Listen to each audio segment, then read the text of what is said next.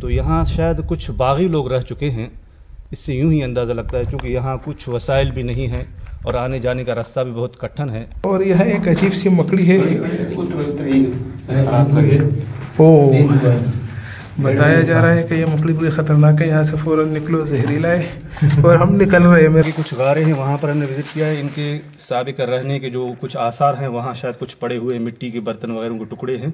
अच्छा। हाँ, आगे कुछ हमने देखा। और उन्होंने ये असल में ये यहाँ से पानी टपकता है, जिसकी वजह से ये जो सियारा जो कहते हैं इसको, जो पानी पे सब्ज सा होता है, सही वो चीज़ है। जहाँ खुश्क हुआ है वो सफ़ेद हो गया है, जहाँ है तो अभी तक गीला है तो सब। अच्छा, मतलब ये छूना नहीं है, मतलब यहाँ से जो पानी टपका है तो वो खुश्क होने के बाद सफ़ेद हो चुका है। और ऐसा लग रहा है कि ये जैसे पेंट किया गया हो, लेकिन ये पेंट नहीं है। कहीं अभी जी, ये मतलब ये दो घरों के माबेन जो है कम्युनिकेशन का जरिया था। वहाँ के जो रिहायशी है इस गार के जरिए एक दूसरे से बात करते रहे हैं। ये जो आर पार गार नज़र आ रहा है, यहाँ के बारे में ख्याल किया जाता है कि ये सिक्योरिटी रीज़न के लिए ये गार बना होगा, जिसका काम बतौर एक चेक पोस्ट लिया जाता रहा इस गार से।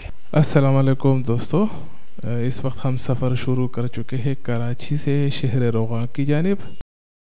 जैसे ही आप मेन RCD रोड से लिंक रोड पर गामिज़न होते हो तो वहाँ पर कॉर्नर पे आप जो है अपने रिफ्रेशमेंट के लिए पानी वगैरह जो भी चीज़ें आपने लानी वो अपने साथ लेते हुए यहाँ तक पहुँचे। यहाँ पर आपको लकड़ी तो मिल सकती है, इसके अलावा किसी भी किस्म की सहूलत यहाँ मौजूद नहीं है।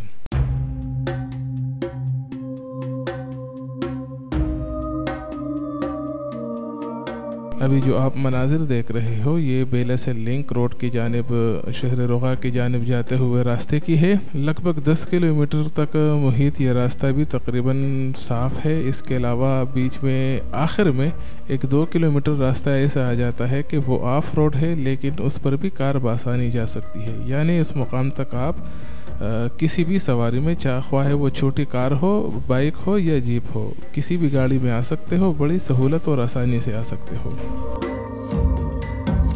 दोस्तों, बात की जाए इसके मुसाफत की तो कराची से शहर रोगा लगभग 205 किलोमीटर के मुसाफत पर वाक़ है।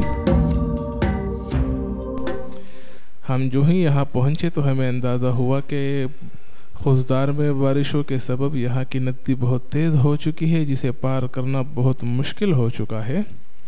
लेकिन बहरहाल हम यहाँ तक पहुँचे हैं तो अब किसी न किसी तरीके से हमने ये नदी पार करके यहाँ के गारों को देखना है और वो आपको भी दिखाना है।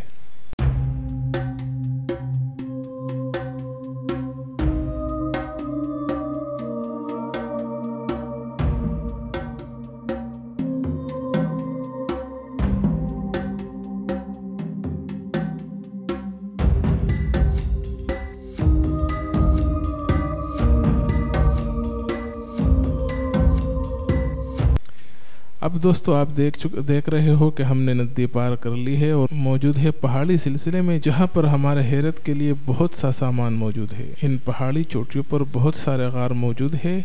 बेलकाती पहाड़ी सिलसिले पर जा बजा गार मौजूद है।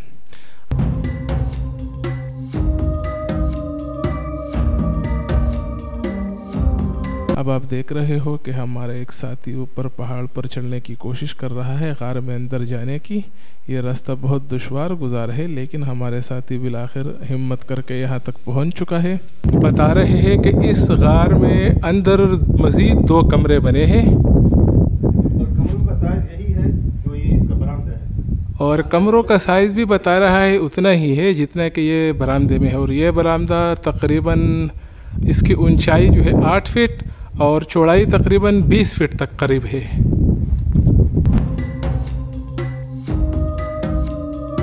अच्छा दोस्तों, तो ये हैरत कदा आपने देख लिया। यहाँ के कुछ मुकामी दोस्त हैं हमारे, मौलाना फजल रहमान साहब, और आपका नाम क्या है सर? मोहम्मद अकमल आज़म साहब। अच्छा मौलाना साहब, ये बता दें कि ये पहाड़ों में जो गार बने हुए मैं देख रहा हूँ कि ये बहुत ऊंचाई पर है।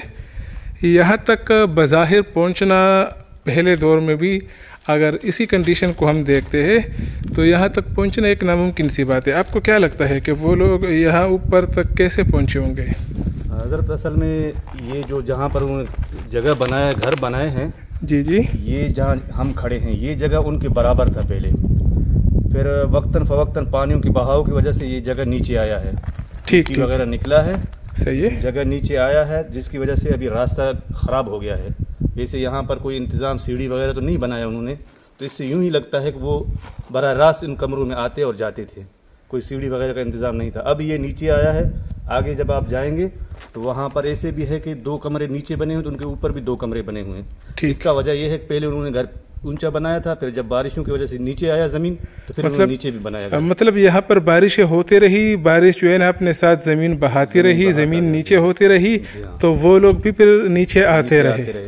अब जब मैं यहाँ से चढ़ा, पहले यहाँ पर ये रास्ता बहुत आसान था, ठीक। अब पिछले साल जो ज़्यादा बारिशें हुई, इस बीच से पानी जो आया है इसकी वजह से ये भी बह गया है, अब थोड़ा चढ़ना मुश्किल हो जाता है। पहले हर आदमी चढ़ सकता था, अभी आम आदमी चढ़ नहीं सकता। जी बिल्कुल।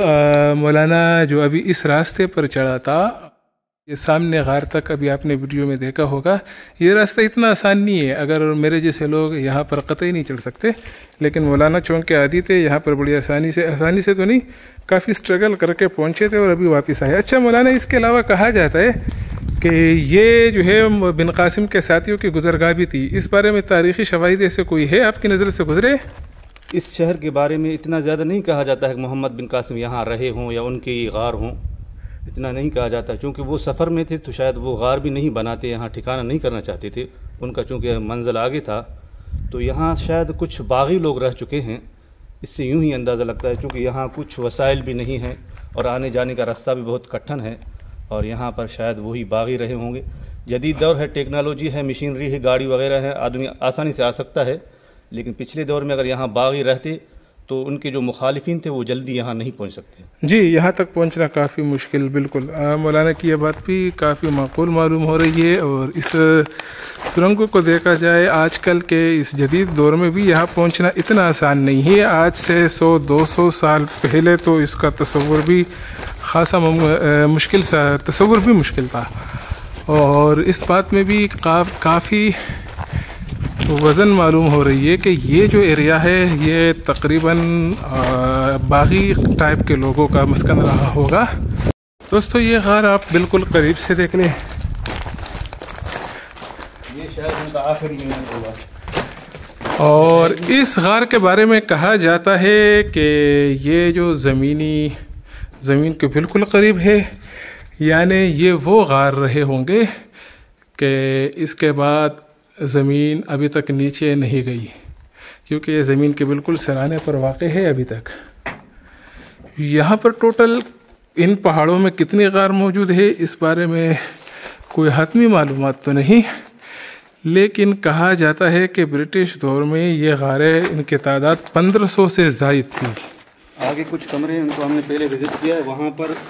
जी मौलाना, आगे कुछ गारें हैं, वहाँ पर हमने विज़िट किया है, इनके साबिक़ रहने के जो कुछ आसार हैं, वहाँ शायद कुछ पड़े हुए मिट्टी के बर्तन वगैरह के टुकड़े हैं। अच्छा। हाँ, आगे कुछ हमने देखा, और उन्होंने ये बुर्जी खाना टाइप कुछ सिस्टम बनाया, वहाँ पर शायद उनका किचन रहा है। सही। तो वहाँ थोड़े टुकड़े। ये गार कहाँ है? नीचे उस तरफ है। उस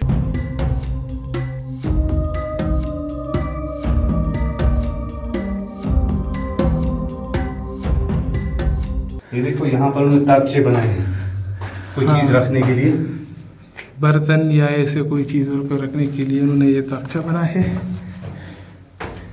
और यह एक अजीब सी मकड़ी है। ओ, बताया जा रहा है कि यह मकड़ी बड़ी ख़तरनाक है, यहाँ से फ़ौरन निकलो, जहरीला है। और हम निकल रहे हैं मेरा भाई।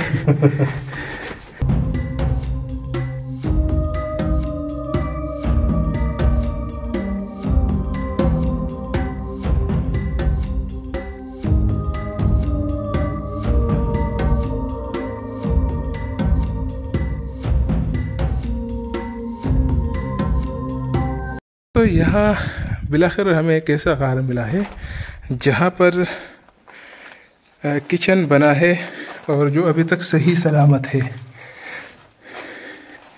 ये देखें आप, ये जो किचन बना है पत्थर से और मिट्टी के गारे से।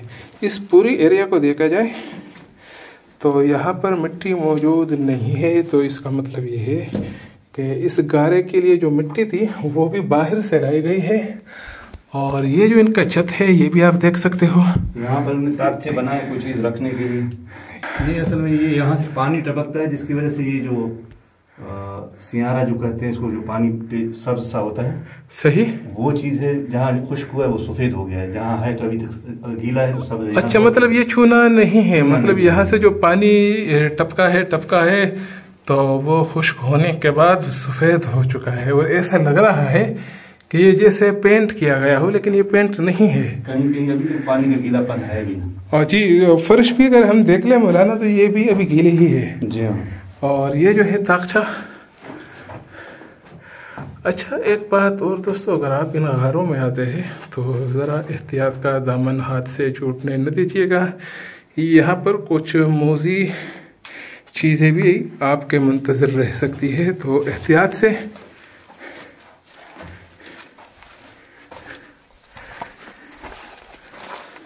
वो भी देख लेंगे।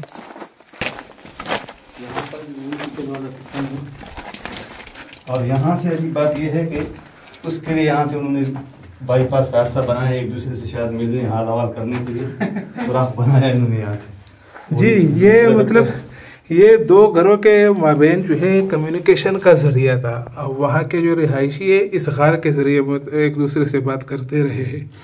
और ये वही किचन वाला सिस्टम यहाँ उन्होंने बनाया है। ये इसमें भी हमें किचन देखने को मिल रहा है। और वो जो है वो कोई ताकनुमा चीज़ है जो हमें हर गार में देखने को मिल जाता है। और एक इस दीवार पर भी नज़र आ रहा है।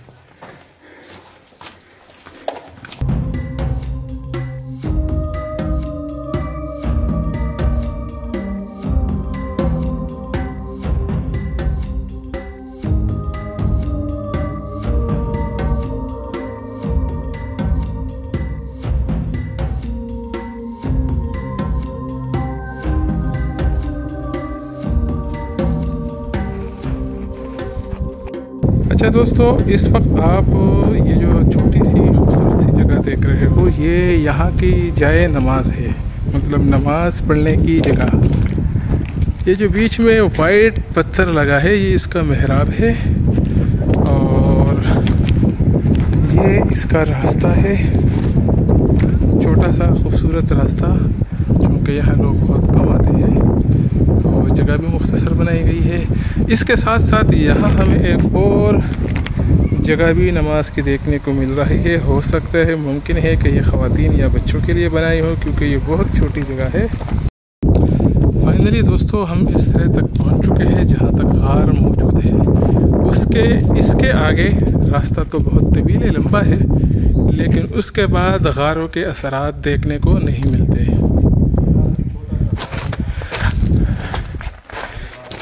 यहाँ का जो आखिरी और छोटा सा गार मौजूद है, ये मैं अभी आपको दिखाने लगा हूँ। ये यहाँ का आखिरी गार है। इसके बाद यहाँ पर आगे रास्ता तो तवील है, लेकिन आपको गार देखने को नहीं मिल सकते। और ये जो आर पार गार नज़र आ रहा है, यहाँ के बारे में ख्याल किया जाता है कि ये सिक्योरिटी रीज़न के लिए ये गार बना होगा, जिसका काम बतौर एक चेक पोस्ट लिया जाता रहा इस गार से।